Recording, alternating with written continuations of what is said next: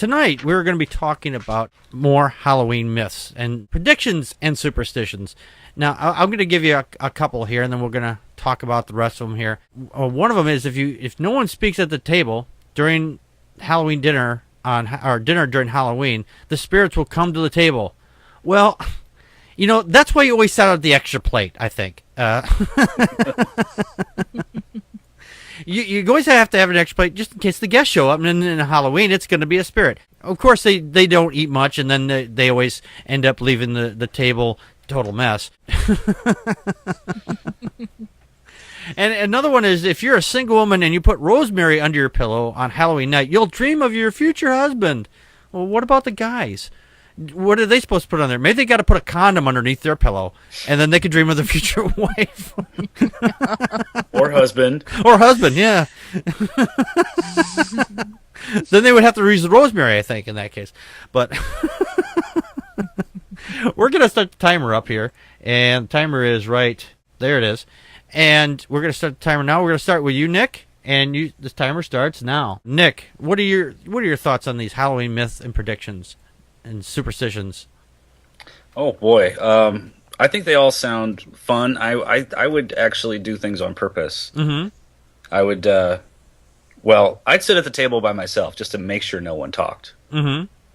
And but the one I found kind of interesting was the apple peel one. Oh yeah, where you peel the apple, and however long the peel is determines how long you're going to live. Right. And, so people, I mean, did they really believe this? Because these just kind of sound like fun games, like pin the tail on the donkey. Crap that you do, like bobbing for apples is a game. Oh yeah, they would do that during. What they should do is, you have to after you bob, you have to bob for the apple first, and then you peel it. Now, although there used to be this device you could buy a number of years ago where you'd put down an apple or a potato or whatever, and it had a little sharp knife on it, and it would peel it for you. So you get this really long peel. So I guess if you really wanted to, you put one of these things on there, do it on Halloween night. This way you get a really long peel. It doesn't say that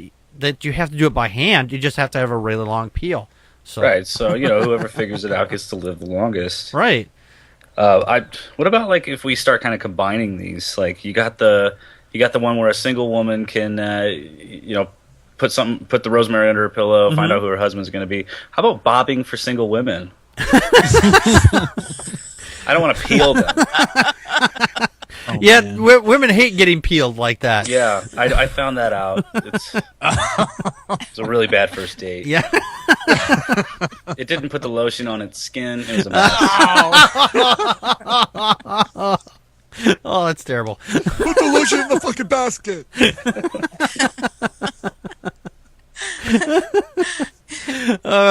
Connie, your thoughts? Oh, this is my favorite holiday. I love Halloween, or Samhain, as it's called. And it's really funny because there's so many different ways to try and predict the future, from tarot, astrology, tea leaves, palmistry, numerology, I Ching, runes, and Ouija board. Even a couple things that I didn't even know about. Aeromancy, which is casting of dirt or sand into the wind and looking where it goes. But well, that would be hard to do in the desert. But there's one specifically from Celtic. It's baking something called barm brack, and all barm means is yeast, and brack means bread. I love you, brack. And you actually hide little tokens in the bread, and really? Depending on what you find, it predicts your future. If you find a pea or a thimble, and it'll be another year of spinsterhood, because again, the only people who really care about this is women, I guess. If you find a cloth snippet, that symbolizes rags, which means poverty or bad luck in the year ahead. A gold ring obviously means you'll expect to be married, unless you eat it first. And then finding a stick is a portent of a bad marriage. In other words, a stick with which to beat your wife. So that's nice. I think it's a bad luck just to find the stick. Are you going to bite down? Get stuck in your I got throat. a stick. I'm going to look around for the person who got the ring. I'm going to steal it from them before they get it. That, or if the woman is a really, really bad cook, it's just, I don't know. If you're finding sticks in your food, they're a really bad cook. Yeah, exactly. I don't care if it's a No. man or a woman. If there's sticks and twigs and things in your food, you get up and you leave. You know. Oh, there was one. Just going back to the apple peel thing here for just a moment. They said it says here if you want to know the first letter of your future spouse, after you carve an apple into the long strip, toss it over your shoulder. It doesn't say which shoulder. I guess it doesn't matter which one. Left shoulder. Left shoulder. Oh, your left shoulder. Okay. And turn around, and the peel will land in the shape of the first letter of your future spouse. I'm guessing it's going to be O, but It can spell Oreo. either the first letter, or it can actually spell out their name. And I tried this morning. I peeled an apple, and I threw the peel. And it said Packard. It said Pakurd. I'm like, who the hell is Packard?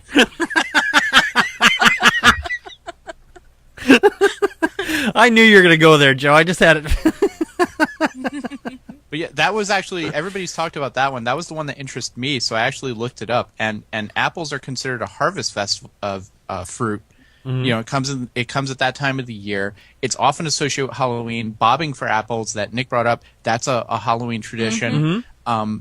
You mentioned putting rosemary under the pillow, and you would dream about your sweetheart. People used to also put apples under their pillow for the same reason. So an apple is definitely very closely related to Halloween. It's just as closely related traditionally to Halloween as pumpkins are. Right. And I never realized that before. I never actually put two and two together. I mean, I went apple picking in New York here just last weekend. I was walking through the orchard, picking the apples right off the trees. They say, please don't eat them. You have to pay for them. And I must have eaten like 10 of them before I walked out of there.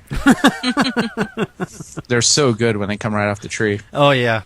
And Stolen fruit, right? It's Yeah, better. stolen fruit's the best fruit. You know, you might as well change your name to Adam at that point. I'm just kidding. I had a friend, I was talking to him about apple picking. He said, you know what the best thing to do in an orchard is you go inside the tree and you find the biggest, plumpest, prettiest apple that's right there. It'll entice anyone to pick it, and you bite the far side of it without pulling it off the tree. So when the person goes to grab the apple and pick it, they get their finger in your mouth hole. And I'm like, you actually thought of that, dude? Oh God. That guy was lonely. One of the things was here, real quick, we got about 40 seconds here. It says a single woman get in front of a mirror in a darkened room and stare at it. You can see the face of your future husband, but if it says their destiny is they're gonna die before they get married, a skull will appear in the mirror. That's if you're seeing skulls in the mirror, you got that flashlight in front of you going, ooh. So. What if your future husband's Joe? You can't see him. Yeah, he is unseen. It's some of these things on these superstitions are just bizarre. It's like they were all made up by teenage girls, too. Yeah, it does. Yeah, it does it's seem like a that. sleepover. Yeah, So the goth girl is Halloween an sleepover old games. trope, right? Oh, and that's our time. So yeah, if there's a lot of weird superstitions and predictions of what your future spouse or whatever is going to be out there. These are just for fun. I take no reality in any of this stuff. You want to try it, you go right ahead. But I can't guarantee any of it's going to work because it's like all superstitions. They're all just, I think they're all bunk, but hey, there's a kernel of some truth somewhere. It's just like the Halloween and the spirits. So you come to the table. I think this thing there with that one, someone came to the table. It was you. So. Oh.